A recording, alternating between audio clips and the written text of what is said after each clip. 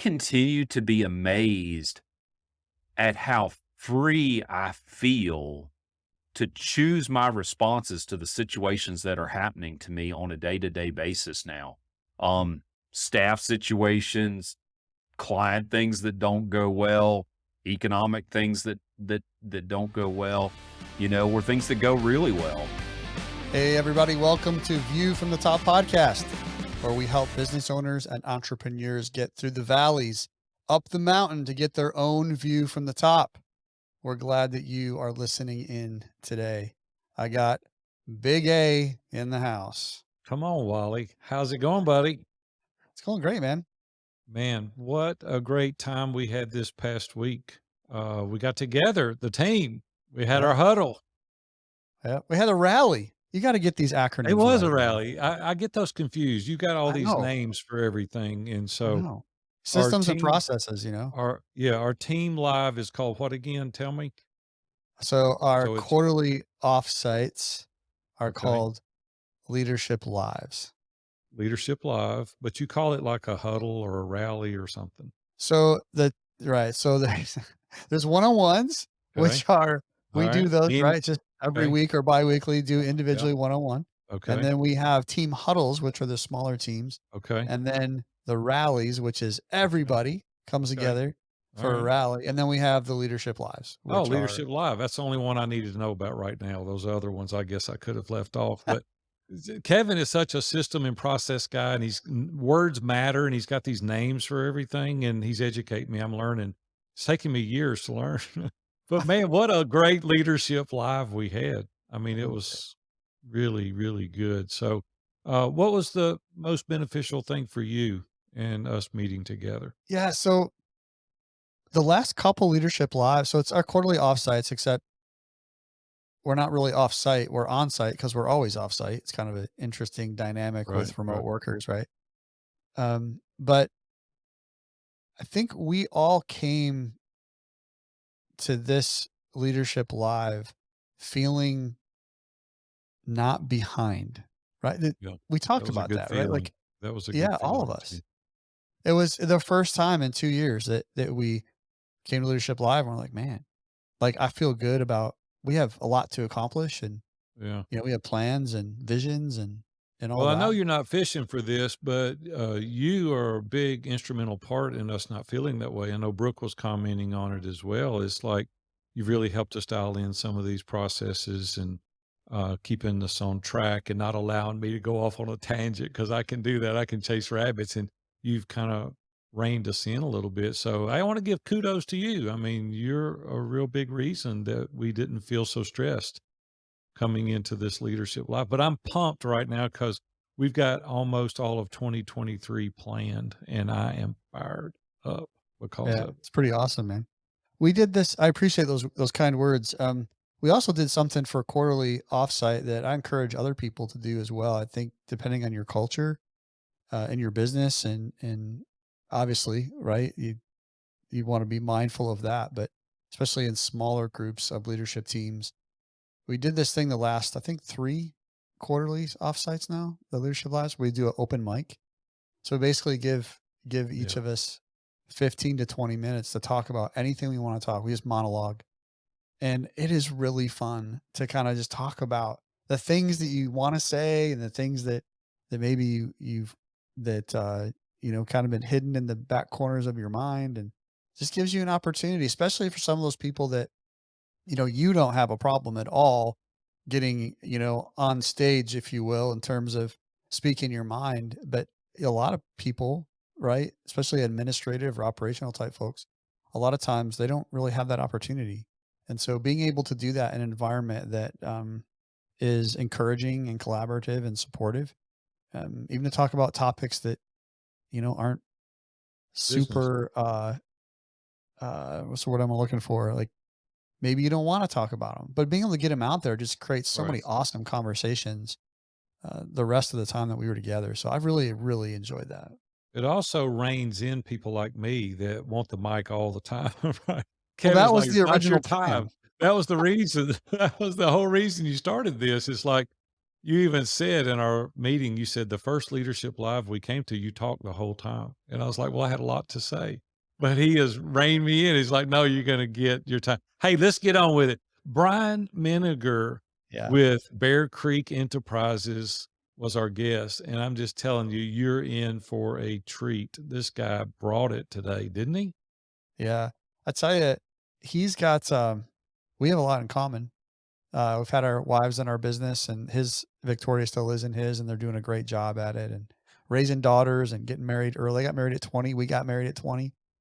And so it's just, he talks about bankruptcy, and he talks about being humble and boundaries with family members. And like, he, Man, he gets reinvented into it, himself. man. Like, I mean, the guy's been through it. And he even said, I love this, what he said. He said, we really learned during those struggles, though. And he was talking about how he and his family had really bonded together and they reinvented themselves. And he was vulnerable. I mean, this guy, he really said, like, hey, these are the things that you need to do. This is what I've had to do in order to be successful. And Yeah. you don't want to miss this. I'm just telling you, state of the end, he dropped some nuggets in there. So, hey, let's get into the interview. Yeah. All right. Well, let's get Brian in here. Hey, Brian, I'm pretty excited to have you here today, buddy. Thank you. Fill in some of the gaps, maybe some places that we left off, and tell us a little bit more about yourself. Yeah, great to be here. So, I'm from Central Virginia, which does give me enough Southern drawl, just like you, Big A. And but more importantly, my wife Victoria and I, we've been married 26 years now. We've got 4 daughters, 2 son-in-laws, and just kind of in a new season of life here. And it's kind of exciting for us. We get the chance to work together, which we have enjoyed through the years, but it's kind of different in today's season. But together, Victoria and I have an outdoor living company here that we started a few years ago. Victoria started it, and then I joined her in it. And we help people get outdoors in daily life, and we do that as craftsmen through the home. And so we're able to build decks, porches, patios, those kinds of things that help Mm, people get outdoors. But probably more than anything, we feel like this is our ministry. yeah. This work that we do with the team that we have is really kind of the ministry that God led us into after a Yeah. number of years of pastoring and other things. And so we're just really excited to do what we do on a day to day basis right here, and we have a lot of fun with it. Well, let's digress just for a moment because we got one really important thing that we've got to get clear right out of the gate. You haven't even come close to mastering a Southern drawl like I've got. So I just want to say you're doing okay, but this, my friend, is a Southern drawl. So we just want to Fair get that enough. straight Fair enough. right out of Fair the enough. gate. So you're working on it, but I'm and mid-Atlantic, Wally so has I'm not not even quite as got a far chance. south as you. Like I've given up on Wally here. I'm like, there is no Yeah. way he's even close I don't to. need to, man. Like, what makes you think that having a Southern draw is a good thing? I think it's a great thing, like, You can't but help it. anyway, hey, let's get back. So I just wanted to be sure, just for the record though, but, Brian, you've been just a really outstanding friend. You've been a great guy. You've been somebody that I've really admired from afar. I've watched you grow in many areas of your life, but you told a story to me years ago about a time when you were kind of down and out. You were in a bad place. Like the economy kind of turned and it put you on your heels. Can you take us back there just a little bit and tell us what you and Victoria were experiencing, what you were going through? 4 kids, at that time, and like how did y'all cope with that? And take us back there for a second. Yeah, it's been a number of years now, so it gets a little harder and harder to go back. But we had started a home improvement company in 2002, 3, something like that. And that was a company that I primarily led. Victoria was involved a little bit, but our kids were younger, and so she wasn't as involved in that company. And we grew really fast. I was young. I didn't, have a lot of experience, and we were kind of in a boom season there in the mid 2000s, and it seemed like it was just going to last forever. Mm, And obviously, we all know that it didn't. And being in the construction industry, We were hit pretty hard by the Great Recession and essentially did not make it through the winter of 08, 09. Got to a point where we couldn't operate anymore. And so that business closed in bankruptcy, and that resulted in personal bankruptcy for Victoria and I, and really kind of started a pretty long, difficult season for us.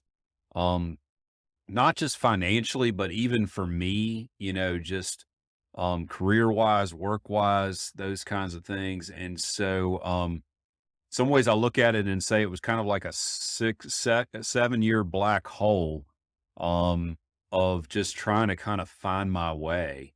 And so, that's kind of what happened. That's the real quick synopsis. But What were you feeling? Let's stay there for a minute, yeah, because you've been very successful now, so it's easier to talk about these things. What did you feel? Did you feel like, hey, I could have done something different? I could have done a better job. I wasn't successful. Like, what did you feel at that time when you were going through this? it was in some ways, it was a long stretch. So there was, things started turning and getting really difficult, in 08 or, and even probably tail end of 07. So we were fighting for a while. By the time it got to where we just couldn't operate anymore, I was pretty wore out. I was pretty beat up. In hindsight, I look back on it and, maybe we could have made it. Maybe we just got to a point where I ran out of fight. I don't know. I don't really Yeah. have all the answers to that. Um, but in the season after that, it just felt like nothing would work. I don't know and in hindsight, there was probably some depression and things like that that I was Yeah. battling, but I tried a couple things work-wise and just couldn't really succeed at anything is what it felt like. I tried a sales position that just, I just didn't have the energy or the capacity for. Um, and so, really just kind of limped along. And in terms of the family, I mean, there was a lot of stuff that Victoria and I had to kind of work through in our marriage because she was pretty angry at me over what had happened. Part of the reason we were in bankruptcy is because we had personally guaranteed everything for the corporation, and those were Right. Right. signatures that I put the papers in front of her and just said, "Hey, I need your signature on this," and I didn't really explain what it meant, and I don't know that I even knew what it meant.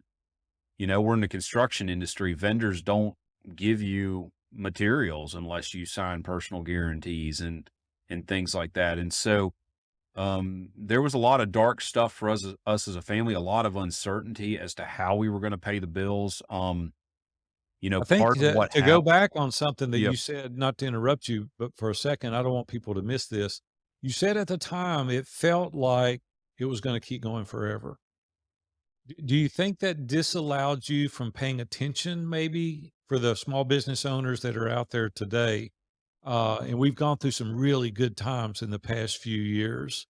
Like, how would you prepare differently if you had to kind of revisit that and go over again, paying attention more to the documents, understanding maybe more of the things that you were committing to, making sure Victoria understood those things? Do you think you would look at it a little differently today? Yeah, I mean yeah, I feel like it would go on forever. The boom that was happening at the time. So we were in the remodel home improvement space, and historically, when new construction had slowed in recessions, home improvement had always been very strong. And so I thought I had a recession-proof business. Now, I know now that there's nothing that's recession-proof, but yes, I never even considered the thought that we wouldn't continue to have a steady line of business. And so I wasn't really paying attention to what was happening. I wasn't monitoring, even what was going on in our lead flow and those kinds of things to see the early signs of what was happening. We had a huge backlog of contracted work that we had signed. And so we're just busy working. And one day we wake up and realize that there's been nothing new coming in the door for months. And hadn't even seen it. So there was certainly some failure to really observe what was happening in the business, but there were also things where we just weren't prepared for any changes. We didn't have the capital, we didn't have the financial strength, and so forth, to weather it. And whether we could have if we'd have been better off, I don't know, but we certainly had not prepared in any way for it. So no forethought at all about, hey, maybe a rainy day fund, maybe we get ourselves in a little different position. It was living kind of day to day. It was like, hey, this is going on. It's not going to end. We're good. Not really systems and processes in place to look at the backlog that you had or didn't have, and what could we do there? So, what would you suggest to maybe some of the small business owners listening today? What would be one or two real takeaways that you would do maybe differently if you had it to go over in that environment again? Well, in some ways, I guess I know a little bit because of what we've been through the last couple years. Um, Probably the number one thing is that we've got to stay aware, creative, and problem solving, because what happened in '08 and '09, while certain aspects of that may happen again, the exact same thing is not going to happen exactly again. None of being through '08 '09 didn't prepare me for what happened in 2020. And so, each situation is different at some level. There's patterns that we can learn from, but probably the biggest pattern is that life is unpredictable and we don't know what's going to happen, and the future is not guaranteed to us. And what's happening today is not going to be the same tomorrow. And that's probably the biggest takeaway that I utilize today, is to just keep that humble awareness Mm. that my position in the marketplace, my competitors, the economy, my lead flow, all those things could change in a moment. Today, back then we were dealing with an issue of not enough work and a bunch of workers. Today, I'm dealing with an issue of work and no workers. And Right. so, so Either one can it's put you out of business, it's right? it's different. Yeah, and so yeah, you just got to stay flexible, and be aware. Wally, you were in business at this same time, and I was as well. We actually, I was just sitting here thinking about the dates. I was in the construction business at that time as Mhm. well. We were building small commercial and high end residence, and it was a scary time. I mean, it was really frightening at that time, and I remember it well. Wally, what about you? What was some of the things you were dealing with as it relates to '07, Yeah, '08? it was, our business was pretty young back then. We really started full time in 2006. And so, 7, 8 wasn't that far Wow, behind, brand new. right? Yeah. And, uh, and so for us, we didn't have a huge customer base. I think we had about 100 customers, but we lost 10% of our customers in like 6 months. And so we worked with RV dealerships, and, pretty much all those businesses that were bought and were carrying debt from the last 10 years didn't have enough runway to make it. And so even though they were profitable, right? They couldn't service the debt that they had, so that they didn't make it. They went under. And I remember that being a scary time.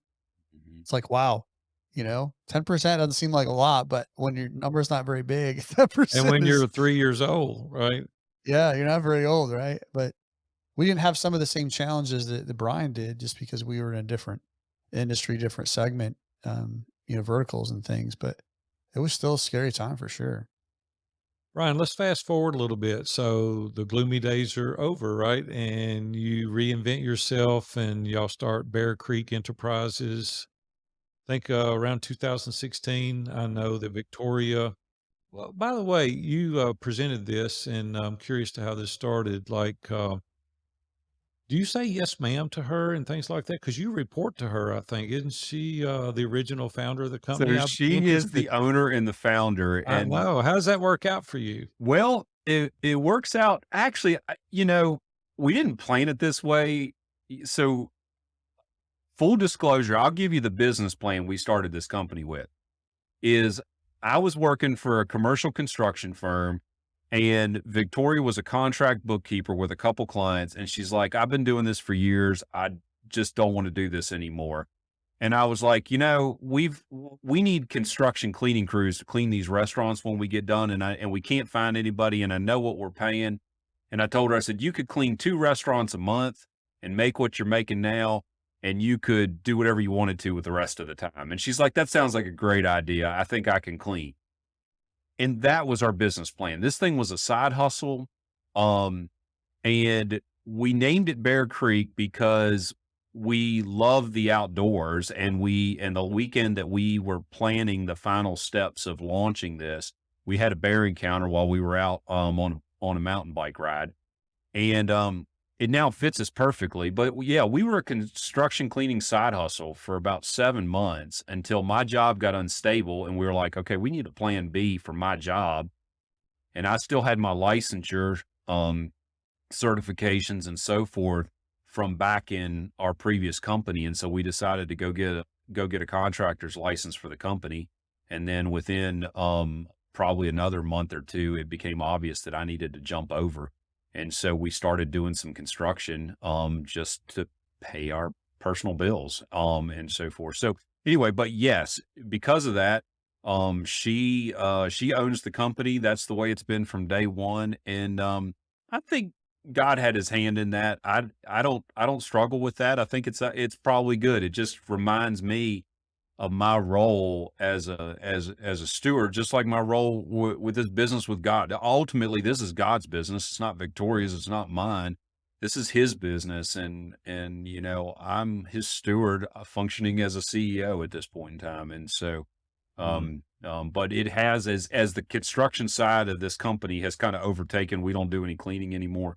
I am the one that more runs this company on a day-to-day basis than Victoria. And so that transition has kind of happened over the last few years, but she's still heavily involved as an owner and as a leader in this company. She's a very strong leader to our team, and we both kind of fill that role. But Very sharp Hey, lady. Brian. I've had the pleasure of meeting her and getting to know her. She's really sharp lady. Wally? Yeah. Hey, Brian, I'm curious. My wife and I worked together for a couple of years in the business that we had, and she quit like 30 times, and I finally fired her. So what it didn't work out for us. So my question for you guys is, like, as a team, what are some things that are strengths of yours from a husband wife team, and how does that work? And what are some things that are weaknesses? it's interesting when people find out what we do, we get a lot of questions about this. It's different today than it was years ago. So for a lot of years, Victoria kind of filled an administrative role, not a leadership role within what we were doing, like in our first company and some of the other things that we did. Um, but this time the kids are out of the house, and she's been working full time in the company for the last number of years with me. And that was a learning process for us because she was no longer my subordinate, so to speak, from a business standpoint. We were both a part of the leadership team. We both had team members, reporting to us. I was on the construction side, which is the bigger part of the team, but she was leading the administrative team and other team members. And so what it's really taken is for us to just get really clear about our roles. But there have been points where we have said, maybe we don't continue this because our marriage is more important than than working together. But we enjoy working together. We enjoy seeing each other during the day and doing things together. But but yeah, it's not always easy. It's been a refiner's fire for our marriage Yeah. for sure. And so, yeah, What about when you're not there? I'm curious. Kevin's really onto a good question here. Like at home, do you separate your personal life from your professional life? Do y'all still at dinner talk about these business situations? Do you try to separate yourself from that? How does that go? that's hard because we enjoy what we do, and it's very easy to get busy during the day and not catch up. And then the evening without kids here turns into a business meeting. So one of the things that we have done is that we put a regular business meeting on the calendar for the two of us. And so that way we have a place where we're going over the things that we need to do for our work. We're involved in meetings, here and so that's kind of helped us. In the early days, it was hard, like when you're starting something and you're real early on, it's like the wild, wild west and you're excited about everything and you're talking about everything. And at some point it's like, man, we got to find something else to talk about. And so we've tried to kind of put some structure to it. We don't have like an off limits rule about not Sure. talking about business at home. We kind of let it flow, but we also have open dialogue if either one of us is feeling like, hey, man, our personal time is becoming too much about business, then, we can throw the flag, so to speak, as we talk about in ISI and say, hey, we need to shift some things here. 4 children in their 20s, some mid-20s now, got a set of twins, Anna and Rachel. Yep. Heard all about them growing up and, like, what is the future of Bear Creek in their sights? Is that of interest to them, the son-in-laws? Like, anything there? At this point, no. Now, two of our children work for us. So, my daughter Anna and her husband Logan both work for us, but they've got some dreams and plans and things that they want to kind of pursue and explore. So I'm not sure how long we'll have them. They're great team members, and so we'll kind of see. But while they probably have the most interest in being involved, at this point, kind of all of our kids have different dreams and plans they want to pursue. And Victoria and I are young. We got married early, and so we're in our mid 40s right now, so we still got a lot of runway on that. And we'll kind of see how that all plays out, but no official plans Yeah. to transition it to the kids at this point. Any Did words you of get did you wisdom? get married when you were 15? Like, Nah, what? You say She early. did, he Come okay, didn't. on, so man, like, so I'm got doing the math here, and just I'm like, "What is just to going on?" clarify, okay, so got married at 20. Okay, alright. Michaela was born 2 years later, then we had a set of twins less than 2 years after that, and then Caitlin was just about 2 years after that. So we had 4 kids in, Yeah. like, 4 years. So, Nice. 4 and a half. Victoria was pregnant for like 50 months or Yeah, a something. good bit of that. So, yeah, our girls are really close together, which is kinda cool, for their relationship too. Yeah.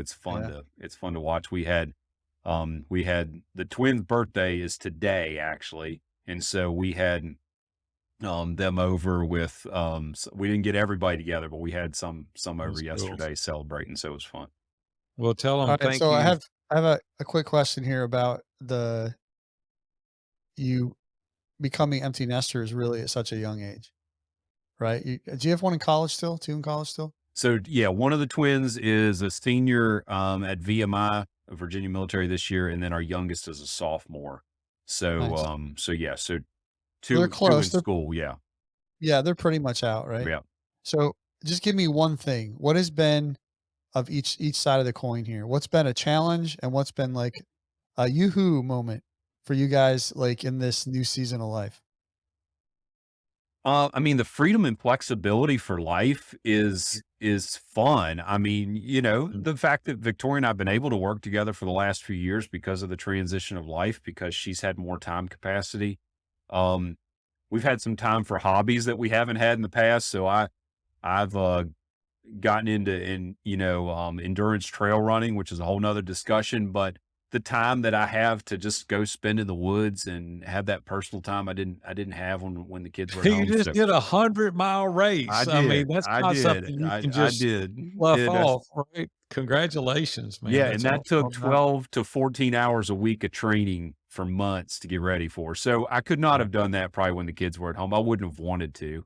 So that's been some of the fun parts. The hard part is that, with 4 girls, I mean, we had a lot of chatter around the house and it was fun. And Quiet. It so gets sometimes it's quiet. really quiet. Like, we get home and it's like, honestly, Victoria and I would probably go out to eat almost every night if we didn't have some sort of internal check that we just shouldn't blow all that Shouldn't do money, it. because it sure doesn't feel like much point, to make food for just the 2 of us when you're used to, preparing a meal for a family, and that's what we did for 2 decades, so Hey, enjoy this little break. You got grandkids on the horizon coming soon. It's gonna get noisy again, I it'll can be promise. awesome. Looking forward to it. Hey, any words of wisdom to the audience out there that's considering hiring family members? I know that you said Anna and her husband were working for you. What kind of boundaries there? What could you advise people to pay attention to if they're hiring family members? Yeah, that's a good question. I haven't thought about that a whole lot. So I also have my father and my father-in-law both work here, and we're their retirement gig. And then years ago, my brother worked for me at our first company. So I guess I have a fair amount of experience with it.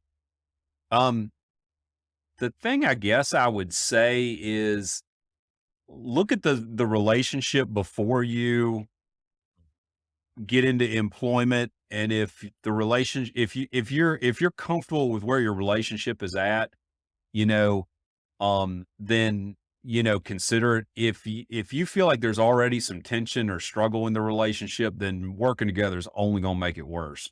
And so, that's for sure where I would proceed with some caution. But, we've really enjoyed it, and, I think it's best if your kids go work for somebody else first. I can tell you that my kids worked for me when they were younger, like first jobs. They weren't very good employees. And so we sent them to work for Chick-fil-A for a while and they came back much better, so, Like, whipped you into um, shape. Yeah. but, but yeah, so, but I enjoy the fact that, having family here allows us to interact on a day-to-day basis that we wouldn't otherwise. Yeah. My dad, I didn't see him day in and day out for decades, and now I do, I get to see him most days, and same thing with my father-in-law. He doesn't work quite as much, but I enjoy that interaction and that time that we get to spend together that we wouldn't otherwise.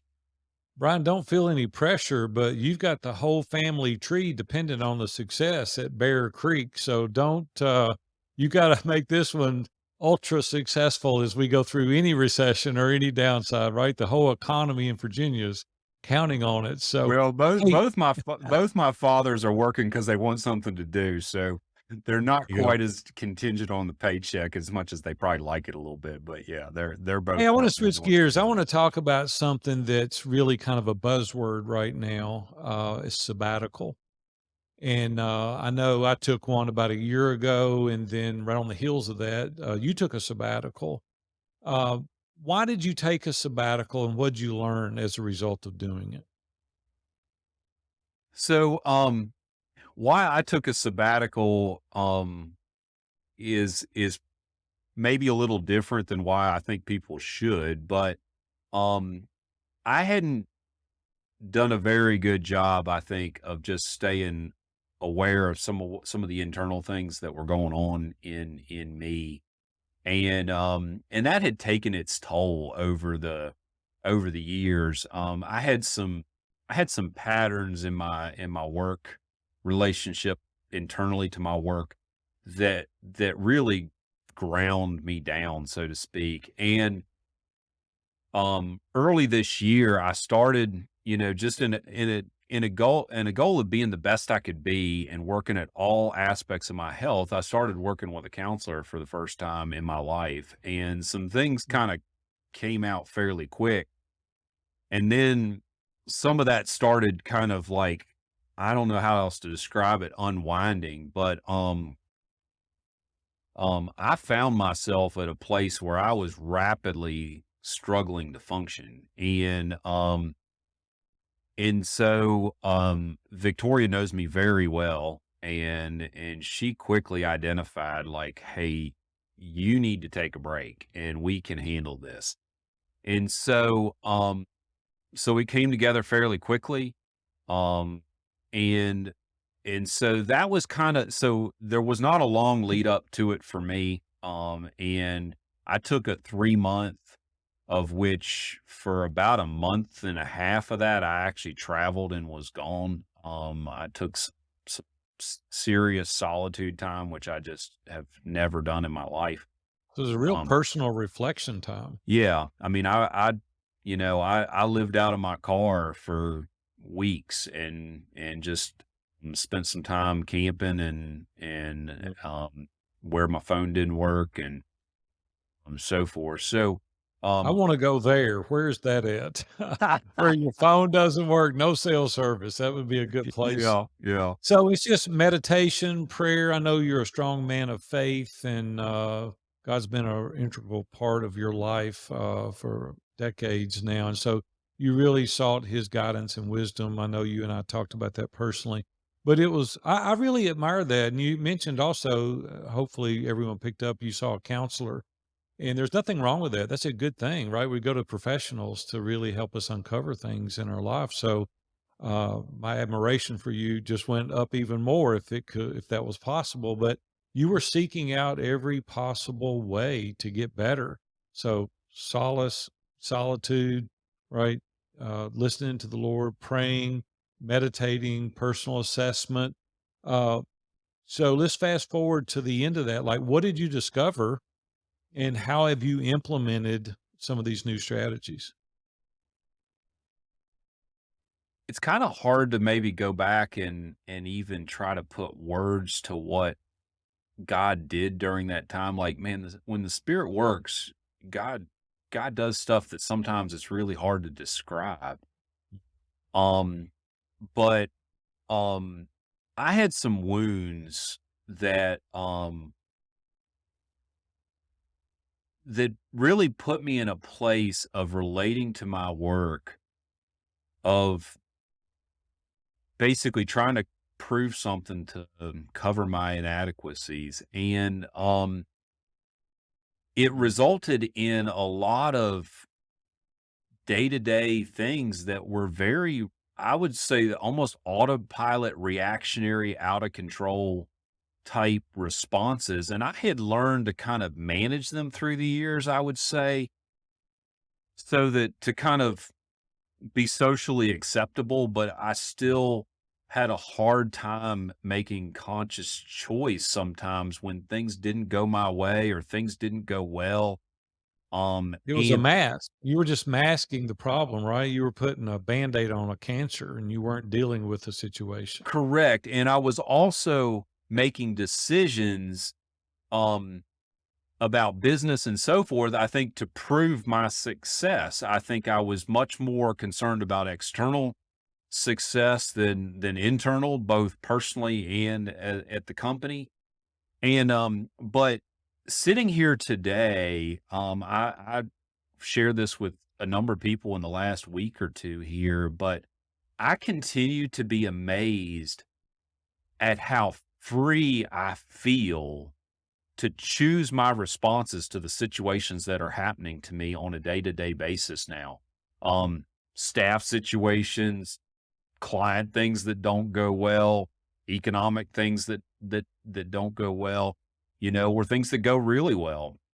Um, I don't always get it You were right. Sometimes I still respond in ways that I'm not happy about, I'm that way too. but at least I don't feel like my response is like out of control and then I'm dealing with it after the fact. Like, and so that was due to some real inner work and some time of really, like when I first started working with the counselor, what I thought were the issues really didn't turn out to be, and some things that I didn't think were so significant, God just really kind of put a finger on. And but there were times when I was on my sabbatical out in the woods, where like I'd ask God a question and it would be the next day of sitting staring at that campfire that I'd finally feel like I'd hear something. And I realized, like, how many times in my life do I ask God a question and I don't even wait 5 seconds Mm. for an answer before I go on about my life, much less, just sit there for hours in solitude and just wait, and just wait on him. I'm an action guy. Like, man, I go. Like, I like to Right. be doing stuff. I do not like to be sitting still. And I just, it was a season where I needed to take that stillness and allow allow God to work. You know, you said something earlier, and I hear this a lot. You said, I was trying to prove something. Mhm. Who were you trying to prove something to? Myself, everybody else, to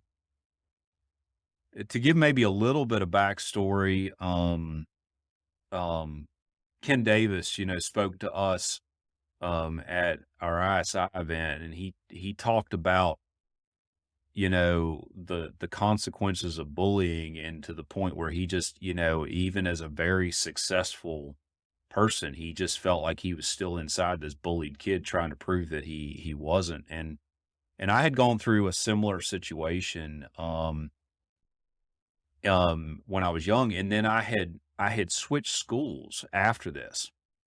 And when I switched schools, I made a conscious choice to rebuild myself and remake myself. And I realized that here I was, 30 years later, still trying to carry that front of success that I had put on when I was 14 years old, of saying basically, I'm not going to be the kid on the sidelines that nobody knows and gets beat up and isn't successful, and I'm going to be the one that everybody knows about and everybody, recognizes, and and so forth. And so um but trying to keep up that game when the stakes get higher, the responsibilities get greater, it just gets harder and harder. When you wake up one day and you got 35 team members and their families relying on you, that becomes a Pretty lot of heavy. pressure to try to Yeah. keep up a front. So, Hmm. Hmm. Yeah, that mask has come down, right? And you feel a sense of calmness and peace, and you can live without having to prove anything. And there's a lot of our audience today that's dealing with these same issues. I know I've had a bout with that myself, right? And there's a sense of shame when you don't feel like you measure up or you haven't accomplished all that you wanted to. And as men, we're all living with this, I've got to prove something to everyone, including ourselves. And a lot of guys out there trying to prove things to their dad. Some of these guys' dads are passed away and they're still trying to prove, mhm. and there's nothing more refreshing to let that go. And so some of you listening to this interview today, maybe you should take a sabbatical. Maybe you should go live out of your car for a week or so in the woods and have these campfires. God says he speaks to us in a small, still voice. Mhm. And when we're so busy, we don't take the time to hear. We get so caught Mhm. up in the rat race of living every day, getting more and bigger and shinier and faster. We don't really take the time. And Brian, you're to be commended for taking the time to really peel the layers back, to really want to serve Victoria and your family well, to serve your workers well and the community. And I just want to thank you for being here today. This has been very inspirational to me personally, and I know it will be to our audience as well. Any final comments or thoughts or any other words of wisdom you'd like to share before we go? I think I'd just say, that you never quite know who's watching what you're modeling. So, I just told that story, Big A, of what kind of happened, but you were the one that modeled for me, a successful person who um had a regular, counselor in your life. I've never met anybody that if they had that or did that, let anyone know that. And so, you modeled that, and so when I was, looking at my life, and I was like, I haven't taken very good care of myself in general throughout my life. And so, as we did our Come As You Will Be for 2023, I said, "Okay, I need to get some of the health professionals into my life that I haven't had." And that was one of those things that I put on that list because of what I'd seen you model for me. And that simple step, you follow the chain of events here. And so I just encourage folks, when we live well, when we go after what God's told us to do, and there's always somebody watching, somebody learning, and if we'll peel back the curtain enough to let people see, what's Mm. actually happening and what we're actually choosing to do, it can have a ripple effect that we don't see, what we wouldn't know otherwise. So, Brian, that's thank it. you for saying that. That was one of our sole motivations when Wally and I decided to do this show. We wanted to have real conversations. We didn't want to get on here and just, amp the crowd up and say, hey, go out there and crush it. You can do that. There's real life things that happen in our families, and we have trials and we have situations that don't work out exactly the way we want. And we're encouraging the audience to pivot and to change and to stay with it and to get the counselors, get the coaches, take the sabbatical, do whatever it is that you need to do to push forward, not just sit down and give up. And so you have modeled that exceptionally well. And I know it's going to be very beneficial for the audience today. So, Brian, thank you for being here today. We've enjoyed our time. Wally, anything, final closing comments? Just want to say thanks, Brian, man. I appreciate you coming It's on. fun. And Thank y'all. I know we share a little bit of a bond. You got one ahead of me in terms of numbers, the 4 daughters. I have three. And so it's been fun. Our wives know each other, Mhm. and it's been fun to kind of walk this season of life a little bit Yep. from a distance, but together. And you're doing well. Keep it up, man. Yeah, I remember when we sat down and talked at the ISI event a number of years ago, we were getting ready to enter into this season of the kids leaving. And so you were a little bit ahead of me. So I kind of picked your brain a little bit on how to navigate this, what I saw was coming. So yes, it has been fun to kind of do that together. Well, that's pretty cool. You guys learn from each other, right? That is Mhm. iron sharpening iron. It is helping one another work through the challenges that we're confronted with on a daily basis. And here you guys are on the other side of it. And so you've worked your way through that. Brian, it's been a delight, buddy. Thanks for being here. Have a good rest of your night. All right, you too. Man, I hope you enjoyed that as much as I did. Brian is just such a prince of a guy. He's got a great heart. You can tell from the interview, man. He is very vulnerable. He's very transparent, talking about losing these businesses and what he's done as a result of gathering the family back together. Listen, if you're going through a struggle today, I want you to really be inspired by Brian's grit and his determination. And if you need to go see somebody, you need to reach out. I need you to be vulnerable and transparent to the people that can help you.